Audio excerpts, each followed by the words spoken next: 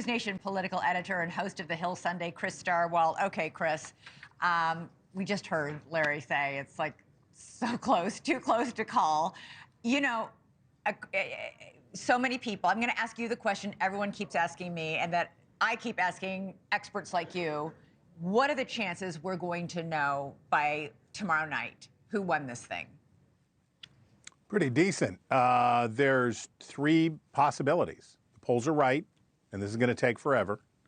And then the polls are wrong. Then which way are they more wrong about? Republicans feel very, very, very certain that what I'm hearing from Republicans today, to agree with what Larry Sabato had to say, Republicans, they're texting me, they're calling me, they're saying they see it, they know it's true. Democrats tell you the same thing. They feel very strongly that they know it's true. Well, they can't both be right. Guess what? Exactly. Guess what? Somebody's going to be wrong. And now, as I like to say, it's all over but the counting, right? Now it's time to just count.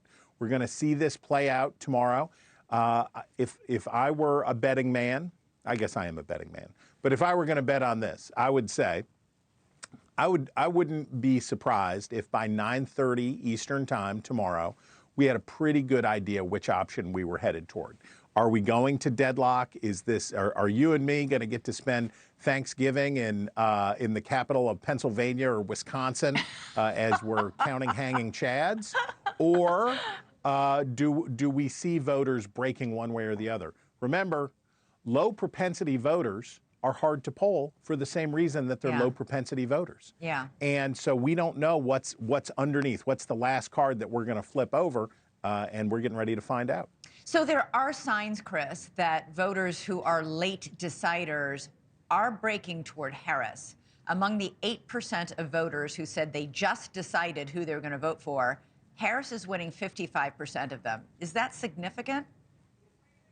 Yeah, the thing that they're probably deciding is not between Trump and Harris. It's whether they're going to vote at all for president, right? So these are the voters who probably knew that they weren't going to vote for Donald Trump, but couldn't decide whether or not they could really do it and vote for Kamala Harris. And if we think about what Kamala Harris's closing argument has been, she did it on the Mall back here on Tuesday last week. She's been on the trail with Liz Cheney. She has emphasized every way that she knows how. I'm a moderate, I'm a moderate, I'm a moderate. Forget the progressive hardliner that you knew in 2019. I am a moderate, I am comfortable with Republicans, and I want Republican votes. She has been very clear about who she thinks is that last card to turn over in the electorate, just as Donald Trump thinks that he knows what it is, and that he thinks it's dudes, right? He thinks it's dudes, low propensity male voters. Kamala Harris is trying to nudge resistant, high propensity voters to actually make the decision to come in for her. Donald Trump is trying to motivate people to come in who don't typically participate in elections to get out there and vote. Okay, you say by 9:30 tomorrow night we'll have an idea. What states are going to provide those, signs to the winner, pointing to the winner? I love Georgia. Georgia is so great. Georgia's so great, and I love Georgia all the time, but I really love Georgia on election night because Georgia has really well-run, really fast counting, and we're looking at maybe that by 9 o'clock.